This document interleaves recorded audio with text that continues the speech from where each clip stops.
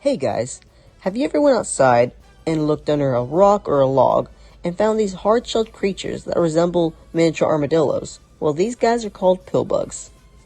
Some say they have many names, like roly-polies, doodly bugs, and potato bugs. My sister's the one who told me about potato bugs, which I thought was pretty cool. The reason why they look so similar to their look-alike cousins, the giant isopods that live at the bottom of the ocean, is because they are in fact isopods themselves. That had me thinking it had to have been a giant isopod that we saw in Cusco's New Groove when Cusco went to Mutka's meat hut, but I found out it is actually an unnamed species of giant pillbugs, which are consumed as food by the inhabitants of Cusco's empire in Peru. My bad, I went off track for a little bit. Anyways, let's get back to roly-polies. A long time ago, these little creatures moved from water onto land. That is why you can find them living in moist human places. Since they still have their gills, they have to do this or they could dry out and suffocate.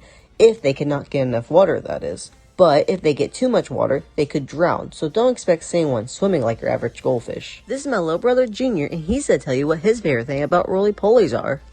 My favorite thing about roly-polies is that they are mostly everywhere, mostly near moist areas, and I like to hold them, and yeah.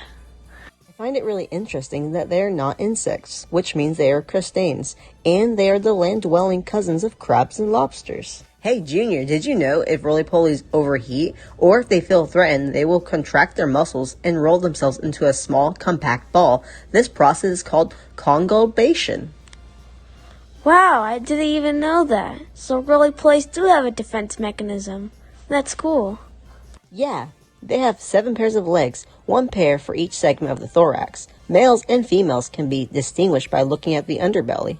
Often, the female lays about 200 eggs per brood. The eggs hatch in 3 to 7 weeks, and the young remain in the pouch until 6 to 7 weeks. Once the young leave, they never return. They generally hide when they shed their skin because they are easily vulnerable to enemies at this time. I also found out that they are nocturnal, which means they are mostly active at night. They are also said to live about 3 years, but some have lived up to 5 years. Junior, did you know that roly-polies can eat each other?